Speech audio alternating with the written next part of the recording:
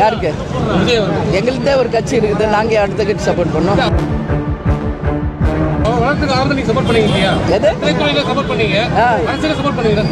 அது நீங்க கேட்குற கேள்வியே ஃபர்ஸ்ட் ஆஃப் ஆல் ராங்.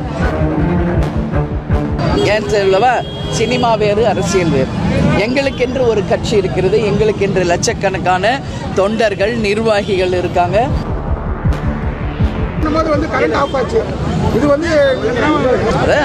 நாங்கள் தான் 20 வருஷமா பார்த்துக்கிட்டு இருக்கோம்னு சொல்றேன்ல.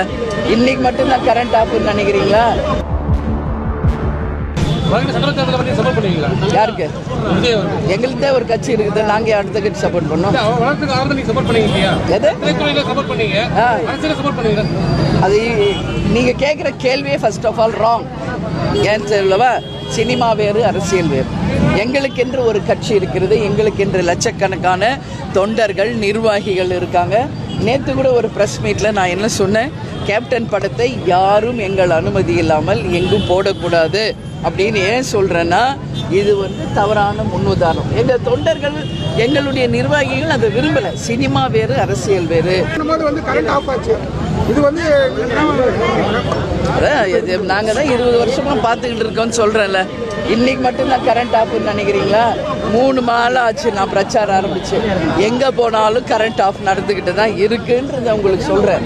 ஆனாலும் நாங்கள் 20 வருஷமாக இதெல்லாம் பார்த்து பழகிட்டோம். இது ஒன்றும் எங்களுக்கு புதுசு கிடையாது.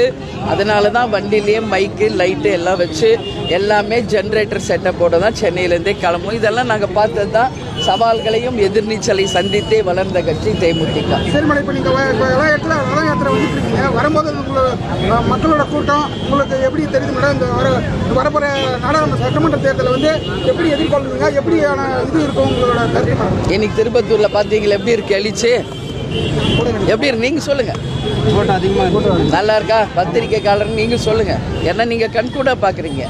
இதே தான் ஃபர்ஸ்ட் டே கும்மிடிப்பூண்டி, அடுத்தது திருவள்ளூர், அடுத்ததுக்கு காஞ்சிபுரம் முடிச்சு இன்னைக்கு நாங்கள் திருப்பத்தூர் வந்திருக்கோம். எங்கே சென்றாலும் மக்கள் எழுச்சின்னா அப்படி ஒரு எழுச்சி. ஒட்டுமொத்த மக்கள் நின்று ஆரவாரமாக வரவேற்கிறாங்க. மிகப்பெரிய ஆதரவு மக்கள் தெரிவிக்கிறாங்க. கேப்டன் மேல் அவங்க வைத்த அன்பு கொஞ்சம் கூட குறையல. அதனால் நிச்சயமாக வருகின்ற 2026 மிகப்பெரிய சாதனை சகாப்தத்தை நாங்கள் கூட்டணி வைக்கும். அந்த கூட்டணி ஜெயிக்கும். சரிங்களா?